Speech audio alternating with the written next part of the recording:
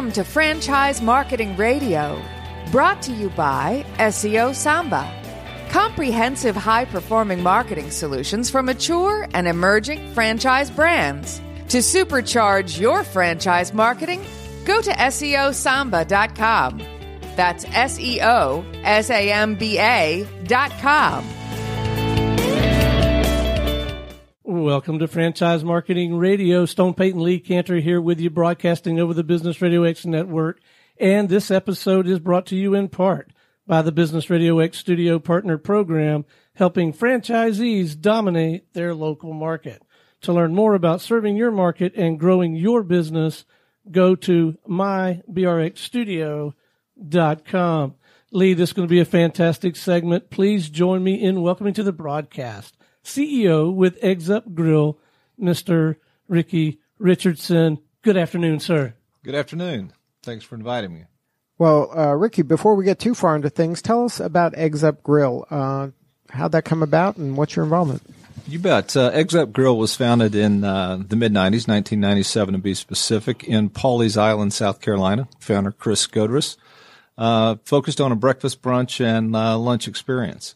And it was just his one store, or with the aspirations to be a franchise, or? You know, Chris is a third-generation restaurateur out of Rhode Island. He and his wife, Pat, picked up and moved from Rhode Island to a little bit warmer territory in Myrtle Beach. And that was the whole business that he knew. As I said, 3 generations in the diner business in Rhode Island. And created that as an initial restaurant. Not really aspirations to franchise or to grow. Just to have a good quality local community restaurant. Absolutely, and the quality of life that comes along with this concept. Sure. Yeah, 2:00 close in the afternoon. You're finished with your family by about 3:00 in the afternoon. But it's a very successful restaurant for him. He opened his second restaurant about 4 years later. His brother, the same general area? Same general area out in Myrtle Beach. His brother was bought that restaurant for him, became the first franchisee of Eggs Up Grill and still part of our system, and then grew a few at a time, and then brought on an operating partner by the name of Skip Korn that started working very close with him in the early 2000s. And the business grew to 24 restaurants and then was acquired last year by an investment firm based out of Spartanburg, South Carolina, and that's when I joined the brand. So were you working with that investment firm, or they found you out in the wild somewhere? Yeah, I was not aware of that investment firm. I've spent my career in the restaurant business since starting college in the cafeteria. But I was most recently with a brand called TGI Fridays, President and Chief Operating Officer for that, my last stint with Fridays. But was doing some networking to find the next opportunity. Had the privilege to take a little bit of time off when I left Fridays back in 2016. And wanted to get with a proven concept, but a smaller concept that I could help bring the experiences that I had and help grow a business. The breakfast category was one that analytically really appealed to me. What do you mean by analytically appealed to you? You're looking at business opportunities. So when you look at thinking about the restaurant business, you look at the full service segment. The bar and grill category, roughly called casual dining, is a very competitive category. A lot of legacy concepts out there just really slugging it out just to stay above water a bit and stay even year over year. Fast casuals, a very active category, but it's been pretty saturated over the last 4 or 5 years. So bar and grill, legacy concepts, full service, pretty static categories. Breakfast has been a really hot category, though, over the last 4 or 5 years, as there are some very significant legacy players there. But there has an opportunity for new concepts, fresher, better, friendlier, better values to really make a stamp on that opportunity. Guests are really looking for that type of visit right now. What is the kind of demographic of the breakfast? Like, why is that kind of a hot area when it seems like everybody's going out to eat, or now you're being impacted by a lot of these kind of bring into your house experiences? Like, why is breakfast still a? You know, I think breakfast is an opportunistic category and a growing category right now. There's a social aspect to breakfast that that really crosses generations. And that's they have an emotional connection to breakfast that maybe they don't have with other meals? I think so, because I think it prompts a lot of memories. For most of us growing up, either breakfast every day or breakfast on the weekends. Particularly on the weekends, you might have multi-generational experiences. Right. You might have spent the weekend with your grandparents, and so you're sitting down with your grandfather, like, as I did, having bacon and eggs. It's a very approachable food product.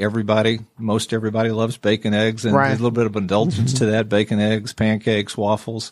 Those type of experiences. So I think it's got a broad social appeal across generations. It has it's got a pretty good value play to it too as well. Breakfast pricing is usually very approachable. So the social aspect, the affordability aspect of it, the indulgence aspect of a lot of the items on a breakfast menu, I think create that type of appeal. And there had been a lot of new growth going on in that category. So, that I think is what is the air in our sails to help the brand grow. And it seems like it's a place that people would go over and over once they found the one they like. Yeah, you get frequency out of that for sure, and that's been part of the. I think the magic behind Eggs Up Grill is this. It's a very solid concept in the context of really good food, really approachable menu. But what really makes Eggs Up Grill sing is that friendliness and that connection you get from the local ownership. Mm-hmm. And so, to your point about frequency, not only do you like the product and you enjoy the experience, but you build that relationship with the owner operator in that business, and you get to know them as personal friends. And so you get the certainty of of a brand, but you've got that personal, emotional connection with that local ownership there and through their team. Now, when you were choosing which direction to go after Fridays, I'm sure you had a lot of choices. What was it that kind of pushed you into Eggs Up Grill? Like, what was the deciding factor? When I had the opportunity to experience it as a customer, even before I'd made the decision to join. So you were aware of it before? Well, no, I was not aware of it. Living in Dallas, Texas, it was a small concept. Right. There was not one in Texas, and not yet. Not yet. That is correct. But I'd made the connection with the investment firm, and we had a couple of phone conversations, and I was intrigued by the longevity of the brand. What I saw about the business model made a lot of sense to me. I was really intrigued about effectively 100% franchise system.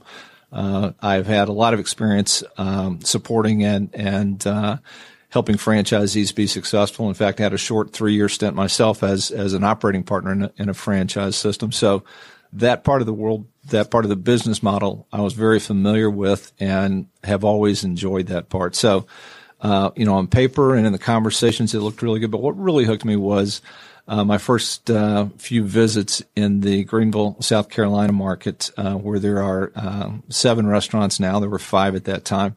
The opportunity to go in as a guest and nobody knew me. So you were kind of mystery shopping before anybody knew me. Mm-hmm. And it was just incredibly friendly. Got a lot of restaurant experience, so it was clear who the franchisee was or who was running the business. And just watching, Daz Collins is her name, and just watching her go table to table and the names that she knew and people that knew her and her team were just. So they didn't know you were. They had no idea who I was. Right. So you were just there as a customer. I was there, and I had the opportunity to do that in 3 or 4 downtown Greenville on Augusta Road. Had the opportunity to visit that restaurant, and it's a different ownership group. But I had the same type of experience. Servers there, the manager there. It's an operating partner in that restaurant. Just that same level of, personal interest and personal touch. So the food was very good. The ambiance was fun and relaxed and casual. But it was the personalities behind the service experience and how I felt when I was in that restaurant and when I walked out of that restaurant. Even if I wasn't pursuing an opportunity, I would have been telling people, "Wow, you've got to go try it." Yeah, it was a great experience. You need to go try Eggs Up Grill.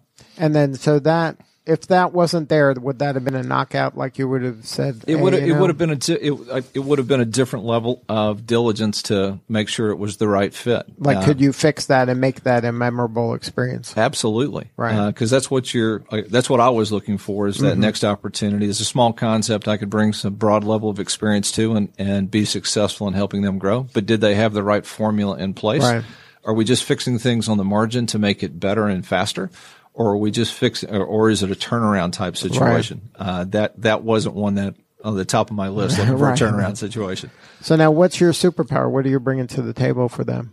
What I hope I'm bringing to the table for them is a real appreciation of understanding what guests are looking for. We're in the restaurant business. We've got to have great food. It's got to be executed consistently well. Our restaurants have to be sparkling clean. We've got to. There's certain non-negotiables, right? Yes, and what I've learned over my 35 plus years in the industry is that's not a guarantee of success, but it's certainly a guarantee of failure if you don't do those Table things stakes. well. Right, you got to do them well. Absolutely. But so how do we do those consistently well and never fail? Or if we do fail, how do we recover those in a smart way to where that guest appreciates not only the recovery, but that we fixed one problem situation, but they appreciate how we did that, and it's consistent with what the brand's about. But also bringing together, my experience and exposure to the systems and processes that help those things replicate, so that we have the right toolkit and the right playbook to provide to our franchise partners, so that they can replicate that over and over again. And then a view to how do we make the messaging that we put in front of our guests even more compelling and drive their interest. So how do we do the playbook so that we can be successful 5 stores from now, 20 restaurants from now, 30, 50 restaurants from now, those franchise partners be successful? How do we continue to grow that core, not just about growth. It is about growth, but not about just new restaurant growth. It's about providing those tools to our partners to continue to grow their own business. Our partners put they've kind of put all the chips in the middle of the table. Right. They're betting on you. Absolutely. Right. And how do we, for lack of a better term, a partnership here, continue to grow that organic business in our existing restaurants? Because that's an obligation I feel we have as a franchisor, to help do our part for our franchise partners to be successful. And our franchise partners are our best salespeople as well, when our new prospects reach out to find out what the experience is. And we encourage any potential franchisee to reach out to as many as he or she feels the opportunity to, so that they really understand what the experience is going to be like. Now, is a franchisee typically somebody that comes from hospitality, or is this somebody who's looking at it as a business opportunity and they can then learn some of the hospitality skills? Or combination? Yeah, that was another thing that I found really intriguing when I was doing my diligence on Eggs Up Grill, is the low percentage of restaurant industry franchisees that were in there that had past restaurant experience. Was that surprising to you? Yeah, it was. I'm not familiar. I hadn't been exposed to that much in the business. One of the, I think, beauties of the concept is that from a restaurateur's perspective, it's a relatively simple operational model.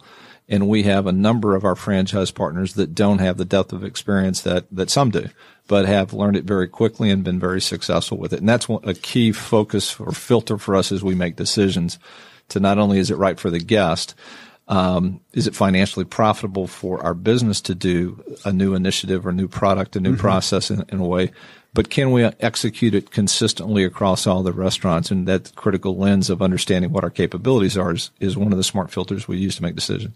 So now, from a franchise standpoint, is there any autonomy from the franchisee to bring some local flavor to the menu or things like that? Or is this is baked, just kind of do what works?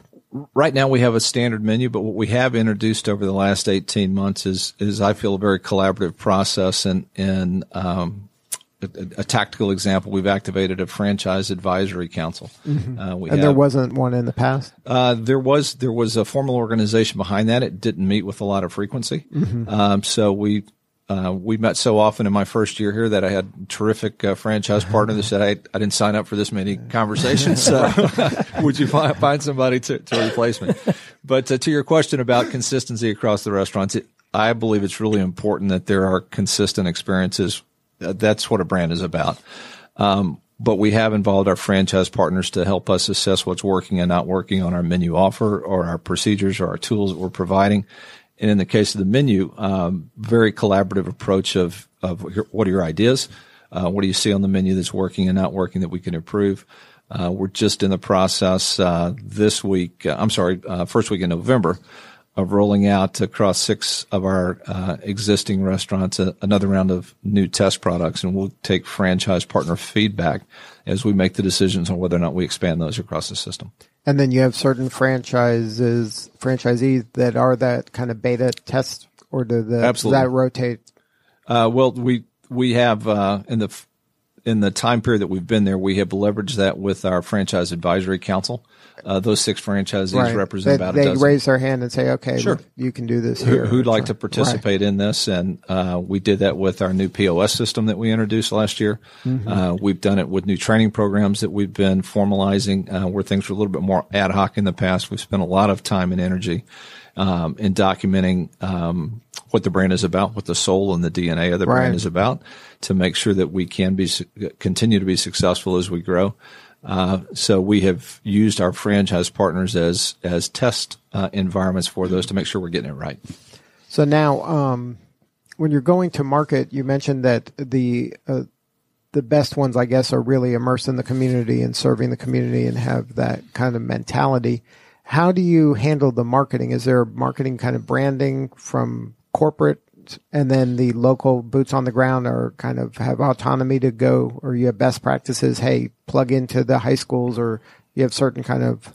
It's kind of all of the above. One of the first things we did coming on board with the business was enlisted an agency of record that has a lot of experience in the local store marketing piece of this. St. John and Partners has been a key partner for ours over the last 14 months, and the brand has always focused on local store marketing, but we haven't been as formalized as we really need to be. We now have what we call a local store marketing toolkit. It has more than 300 marketing assets in it. Wow. We started from a handful of those 12, 14 months ago, and through the efforts of our franchise partners, identifying a need in their local community, we would customize materials for them, branded materials that certainly are representative of. But they don't have to invest in creating from scratch. There's a brand. We funded this through a brand marketing fund. Our franchise partners pay 1% to the brand for a brand marketing fund. We invest half of that back into social media advertising for brand promotions. But that is the funding behind our local store marketing toolkit. Our franchise partners also pay a monthly fee to the agency that helps give them access to those as well. And then there's a 1% local spend requirement for those to do the local marketing. They'll support community groups, local schools, local churches or organizations. And in fact, on Monday in a company restaurant in Spartanburg, we just had one of our really popular events called a pancake dinner, and it was a nearby elementary school that brought in their younger grades to come in. They were raising money for a pet project for homeless pets in Spartanburg. And we had in our restaurant hosted over almost 200 guests and their families that came in for a free pancake dinner. We provide the facility, and the organization will pay us for the food costs, but the labor is contributed by the franchisee, and in this case by our own restaurant. But that would be a tactical example of how we really focus on the local community and support there. And then speaking of the local community, you brought somebody from Atlanta's local community. I did. I absolutely did. Yeah. Introduce him. You bet. I'd like to introduce Mike McClure. Mike and his wife, Judy, are the franchise partners here in the Atlanta area. They have a restaurant in Roswell and one in Alpharetta. Mike will be soon celebrating his 5th anniversary as a franchisee. So he predates you. He does predate me, and so I'm sure he's got some opinions about you. These guys you. come and go, right, Mike? He's been listening. He's been listening very intently for the last 10 minutes here. Welcome, Mike. Thanks for having me. So tell us a little bit about what drew you to the Eggs Up Grill franchise. I used to, in a previous life, was a director of operations for another brand in the area for 13 years. Another breakfast brand? Yes. And at one point, I had made progress in becoming a franchisee for that brand. And then after doing the homework and finding out what it would take, it was pretty steep financially to come on board with this brand. And as it turns out, I have a brother who lives in the Charleston, South Carolina area who went to visit the Mount Pleasant Eggs Up Grill. And he called me back and said, I know things aren't really going the way you want with this first adventure, but you may want to check out Eggs Up, because me and Maddie, his daughter, we just came there and it was pretty awesome. You want to check it out. So you weren't familiar with it prior to that? No, I was not. I had been because we visit my wife's sister in the Pawleys Island area and would go there, but it never, sit with me. So then after doing some homework and making a phone call to Skip Korn, who we mentioned earlier, 2 years later, we opened in the Alpharetta location, and it's been awesome ever since. We're very family oriented in that I work there, my wife works there, our children work there, employees' children work there, and it's a very, very deep rooted. We don't encourage child labor though in our restaurants. It's not well. So now, so this was different than what you had experienced with the previous group you were working with? Yeah, it was a lot different in the fact that what struck me was the hours of operation. It's so nice to be done at 2:30 every day. And my children, I have 3 children. They were all very active in school, in sports, in activities, and to be able to make all the ball games, to be able to make all the shows, and still get your work done and not have to be traveling. It was very rewarding. And, so was that the first kind of thing that you were like, wow, I can be done by 2? That was very attractive to you? It was attractive. And at the time being done at 2, it's you're never done at 2. Yeah. I get my best. That's what the brochure says. Right, exactly. Read the fine print. But I get my best work done when nobody's there. Right. Nobody's bothering me, pulling on me. We got this. Somebody wants to talk to you. So it's when I get the best out of my day is when there's nobody in the building. Most of mine is either in the kitchen, managing labor, managing, the food, doing a truck order, talking to people all the time. Now, have you been satisfied with the operation that they brought to you and said, okay, these are our systems? Was that congruent with what you had believed in before, or were they bringing new stuff that you hadn't seen before? No, this industry it's pretty much the same with just a different, name on the outside of the building.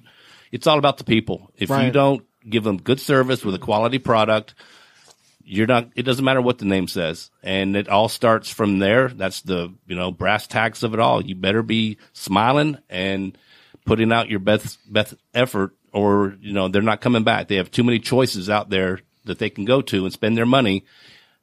So you better do it right. And one of the first things out of my mouth when we do our training, for new store openings is you get one chance to make a first impression, and you blow it, you're going to have a tough time getting it back. And I've been lucky enough that they haven't really blown it. They've done a very, very good job of getting to know the people that come into the store. And now it's to the point, especially Alpharetta, where 80% of our people that come in, they know them by name. They'll have their coffee sitting on the table. They'll have their water. Some people don't even need a menu. Most people don't need a menu. But when we do these new menu rollouts, take a look at these peaches and cream pancakes. Really like you this. really want to like this. If you like this, you're really going to love this. So that's, again, that's the neighborhood feel. That's how it works. So now that's how you imagine it to be, and that's how it's turned out to be after 5 years? Yes, it has been. And I will say this, and it's not because he's sitting here. Every time that I need a question answered or I want to talk about something that's going on with the brand, his phone's always there. He'll answer. He doesn't go to voicemail, or he doesn't ignore it. And it's very important because I'm that franchisee that I don't need a lot of corporate support because I've been doing this most of my adult life. Right. And I'm kind of glad they're not in my backyard, knocking on my door saying, checking out, hey, right. I'm in the neighborhood. Popped in. Right. I'm here to help. So it's nice to be able to know. And then I'll tell you this, when he comes to visit and the last thing out of his mouth will be, what can we do for you? Mm-hmm. What can we do for you? What do you need? And, usually it's nothing. But if it's something, you'll tell him and he'll work on it. So it's nice to have support that is there when you need it, if you need it. But yeah, it's been very rewarding. Now, when you're in a potential franchisee out there, if you were giving advice, is this something you got to be really immersed in the community? This isn't something that you're going to write a check and then somebody else is going to run this. This is the more immersed in the business and the day to day and getting to know your customer, then the better chance you have of being successful. Absolutely, I firmly believe that, and I'm not the typical owner. I'm an operator. I'm not considering myself an owner. I work every single day. And I'm the guy that I feel that if some are given the opportunity to maybe steal from you, you better watch the back door. You could have food going out the back door. You could have food not being rung up. I'm going to give my friend a free orange juice, or Right. I'm the guy that's watching that, and I'm there. I'm watching. I very rarely take vacation, but you can, if you build your people up and you train your people and you put out the expectation, we sometimes take vacation, but we're getting there. I'm just that old school, old fashioned guy that. But now, if you're giving advice to this franchisee, how would you tell them to train the people? What are some of the things you would recommend based on your experience of dealing with so many people? Well, there's a smile goes a long way, especially in the front. It's hard to train smiling. It is, and you should be able to pick that up in the interview. Right, so hire smilers. That's right. Rather than train non-smilers into Correct. smiling. But people can also read phony, so make Right. sure you don't go to the other side of that. But I believe that you can get that in the interview if you ask the right questions. I train my people. I train based on. I do more back of house training. I have a staff in the front that's really good at what they do, so I kind of let them handle that. But in the back, it's watch me, watch me, watch me, watch me. I'll watch you. I'll watch you. I'll watch you. Mm-hmm. That's how we train it in. And now they know my expectation, what that omelet's supposed to look like, what Right. those eggs are supposed to look like. And then I will watch them. No, do this. Let it cook a little bit longer. You're flipping it too early. Just little tidbits of 20 some years doing this that they can't read in a book. This is where it comes from. Right, So the YouTube video is not going to do justice. No, right? right, exactly. Not everybody has, and Mike does exactly what he talks about. They're passionate about the standards in his restaurant, really passionate about his people as well. We're really focused also in making sure we provide the support, the training and the support for people that don't have an experience background like Mike does, to give them the tools and the capabilities and the confidence to be doing what Mike is doing now. You asked the question a minute ago about how involved our franchisees are. Our concept is not really developed to be or designed to be an absentee owner type business investment. At this time, at this point, at this time, that's the way that it is. That your best success is based on an owner operator. Absolutely. So that's what you're looking for, though, right? I have a number of franchise partners that have multiple restaurants, Right. But they're involved in their restaurants on a day-to-day basis, Right. So absentee owner in the context of I'm going to write a check, and they're in the Bahamas, and sure, the and difference just a between manager's gonna run that. abdicate and delegate. Sure, absolutely. Because it is you've got to make sure that spirit that Mike was talking about and that attitude's present every day, but also that outreach to the community. Mike's got some great examples about what he and Judy do in their communities to get connected. But they would be that's how you really optimize or maximize the potential of Exit Grill. So talk about your involvement in the community, and was that by design or by accident, or people that's just part of your DNA? No, it's part of my DNA. I would say I'm big into visual. People seeing your name. I think that they associate a good deed. I sponsor a lot of sports teams. I sponsor a lot of golf tournaments, church outings. They want to do a pancake breakfast with Santa. They'll ask for some batter, we'll contribute some batter. Right. And they'll say, give us a sign and we'll put it up, and everybody that comes through will see who donated the batter. That's the kind of, I believe in direct mail. I don't believe, I think the people need to see this it. internet thing's not catching on. Again, I might be the oldest person in this room, so I'm old fashioned when it comes to that. So do you have Facebook page and the social media? Oh, yeah. Is that through the kind of franchisor, or is that stuff you're doing locally? it was brought to my attention. Or your kids are doing this? Well, they teach me how to go on it. It was brought to me probably 4 years ago when I was like, I'm not going to do any of that. And Skip and Chris brought on a social media company that brought it to me, and they put it to me and said, Mike, these people that are on Yelp, that are on Google, that are putting all these comments out there, they're doing it whether you want it or not. So what they're looking for is a virtual handshake is the term she used. Respond to them. Say thank you for your visit. Say, that's what they're looking for. And again, you might as well be in front of it because it's there whether you like it or not. That's what they say about branding. You're branding whether you want to or not. So that's at that point I said, well, I guess I'm going to get on board. Somebody show me how. How do I do this? So you took that on yourself? I did, but then as it grew and grew, they handle a lot of that, all of that, and now with our new partners with St. John, they do a lot of it. It's it's a world that I'm not real familiar with, but I know it's out there, and you better be. You have to address it. You got to address it, and it's Mike and Judy do a great job with theirs. It's a combination of both. You asked earlier, is that something that the brand does or the agency does? It's a combination of both. What we provide at the brand is assets for promotional activities or creative that you might want to put on your Facebook page.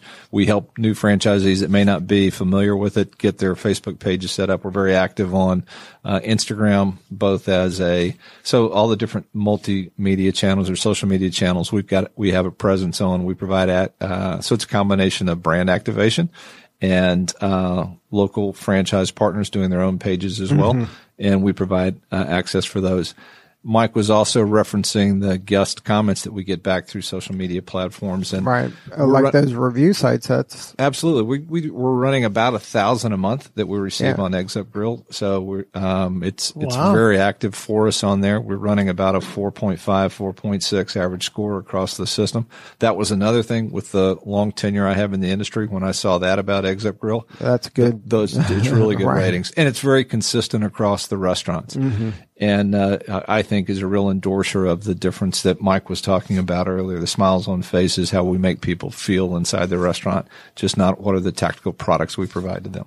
So now talk about the growth in Atlanta. What do you see happening here in this market? Oh, I see there's a golden goose sitting here in Atlanta for somebody. Not you? Well, I don't know. Judy, what about if Judy? It were just me, it would be probably, but being that my roommate will not say no. Nope, this is it. We're good. Your new wife can do this with you if you like, but your current wife, no, we're happy with what we've got, and we're not in this to become millionaires. We're just in this to have a nice life, spend time with our children and our community, and go on. Now, Ricky, that's okay. You're good with franchisees that want to do that, right? Absolutely. And as I was saying earlier, we have ranges from franchise partners that have a single restaurant to those that currently have our current largest franchisee has 4 restaurants. We have a new franchise partner that will be opening their first restaurant in Wilmington, North Carolina, in December, and that's the first of 6 that they've signed up for. We have active conversations in the metropolitan Atlanta area right now with 5 different groups. 5 different groups? 5 different groups that I would anticipate over the next 90 days we'll get the majority of those signed. Most of those are single owner operated with the intention to start off with one, and then as they're successful, continue to grow their business. So we see a lot of opportunity in Atlanta, and Mike and Judy have been a terrific proof point for us with the success of their 2 restaurants is we've really started amplifying our efforts to grow the brand over the last 6 to 8 months. And Mike, if somebody wanted to get a hold of you and find one of your restaurants, what's the coordinates, website, or where should they go? EggsUpGrill.com, /Roswell or / Alpharetta. So the EggsUpGrill.com is kind of the homepage for the whole restaurant chain, and then you can find your location. Right by location. And I'm typically at the Roswell store 5 days out of the week, and I'm in Alpharetta 1 to 2 days out of the week. Or you can email me or call me, and I'll meet you anywhere you want to meet. It's as you can tell, my life is restaurant. And then what's your favorite meal at the restaurant? What's your go-to? It's corned beef hash Benedict, without a doubt. Every day? How many days a week? No, I can't. What's your cardiologist say is the recommended amount of? Maybe once a month for that, but I don't listen to my cardiologist very often, as you can tell. It's a great keto platform. We've got a lot of flexibility for keto. That's the whole keto menu is opened up, right? So now, Ricky, if somebody wants to learn more about this as an opportunity, what's your kind of in your head the profile of the ideal candidate? You know, I think that this is a fantastic opportunity for that individual looking to be the boss, have their own business, be the boss of their own. It needs to be somebody that really really enjoys service, really enjoys interaction with people. That same smiling rule works in this job too, right? You have to come to this with an excitement and energy about it, and it's about being your own business owner. It's about really enjoying the interaction with people. It's about the passion for standards and experience. The lifestyle is a huge appeal for us. We've got a strong business model. We've got a very approachable investment cost for the restaurant industry as well. We're also talking actively with existing franchisees of other concepts. This would be a great portfolio addition to an investment portfolio for another franchisee that's familiar in what with the type industry. of franchise is a good match, or it doesn't matter? It would need to be, as I was alluding to earlier, it would need to be somebody that is actively involved with their businesses. Again, not a absentee owner, not somebody just to write a check as an investment and give it to somebody else. They'd either want to do this themselves or have an organization where they're involved in their business on a day-to-day basis. One of the ways I try to describe this, there are some concepts that as a franchisee, I can be actively involved in my business, but I'm depending on the brand to do all the marketing. I'm depending on the brand to drive all the new guests and drive frequency into my restaurants or drive new guests in. All I need to focus on is kind of the manufacturing aspects. Right. I need to keep my restaurants clean. I need to be really efficient in how I deliver the experience. But the brand through mass media is going to do the majority of the outreach to drive people in. We need people that are passionate about those standards, passionate about service, but also excited about the opportunity to take this brand to their community. Right. And evangelize. And evangelize the concept. Right. Be proud of that and see that as and understand that that's a real differentiating factor for our brand, and that's how you make it the most successful. And you can find that in a lot of people that have lots of restaurants. Right. It's just a passion they bring to their business. That would be an example of the profile we would be looking for. So now, has this been what you imagine it to be? It's been much more. It is Mike is a terrific example of the type of people we have in the business that they love what they do. They're passionate about it as well. Some of them take a little bit more time off than Mike does, but and you can do that. Yes, absolutely. I think that's just how Mike is wired. He and I share a little bit of that old school approach to this. I still haven't figured out how to get those hours of operation to the corporate office though. So that 2 o'clock. 2 o'clock. I haven't figured that out. I haven't figured that out yet. Nor has somebody like Mike. But yeah, it's been more than I expected coming into it in a very positive way. Well, good stuff. Well, thank you both for sharing your story today. It was a pleasure to be here. Thanks for having us. Yeah, and thanks very much. One more time before we wrap, Ricky, the website for franchisees, you bet. potential franchisees, and kind of customers as well. You can go to eggsupgrill.com. Across the homepage, you will see a link to our franchise website, and we've got a lot of really cool information on there to provide to you. And you can call us as well. But I don't know the number off the top of my head. Yeah, I apologize. Well, I have a number here. Thank you. I don't it's want 864. That's not the number I have. Okay. So it might be your cell phone number. And someone's calling now, probably. You see, that's how this works. They're already signing up for it. Right, Sorry about that. So much for turning on silent when I walked in. Well, thank you again for sharing your story. This is Lee Cantor for Stone Payton. We will see you all next time on Franchise Marketing Radio.